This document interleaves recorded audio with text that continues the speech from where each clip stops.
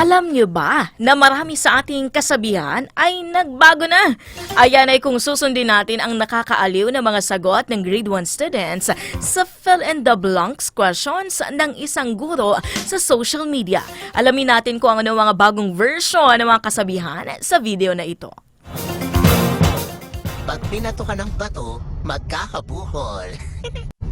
Ang hindi lumingon sa pinanggalingan, mababangga. Pag may tiyaga, malinis ang kapaligiran. Kung ano ang itinanim, ay lalaki. Bato-bato sa langit, aray. Kapag maikli ang humot, papalitan. Kung may itinanim, tutubo kaya lalaki.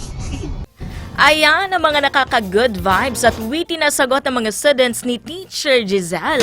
Natuwa ang mga netizens at nakita rin naman nila na realistic ang logic ng mga chikiting. Tama nga naman. Pag maikli ang kumot, palitan. Oh, partner.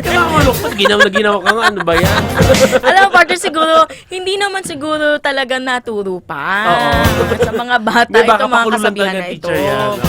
O hindi naman kaya, ginawa na lang ng mga bata na kung ano ang nasa isip nila gawin. Ay, tama naman talaga yon partner. Kapag may tiyaga, malinis ang kapaligiran. In fairness naman sa mga batang ito, magagaling. Ano, Pero magaganda mas pa ang talaga drawing. for me, partner, syempre, itong ano, yung pag maikli ang kumot, palitan.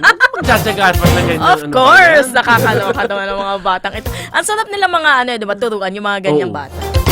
Sure. There's so much improvement. Hindi ka sure, partner, pag ikaw nandyan siguro. Oy! Isa, dalawa. Oy, alam mo, nagtuturo tayo ng Oo mga nga, bata, oo. partner. Hindi, Masaya buti, silang kasama. Mahaba ang PC yung mga nagtuturo sa mga bata. Yung mga Actually, hindi. May kanya-kanya kasi kayong mga talents ganyan eh. Oo. Ako wala akong talent sa pagtuturo eh. Ano lang, pray lang kay Lord, partner.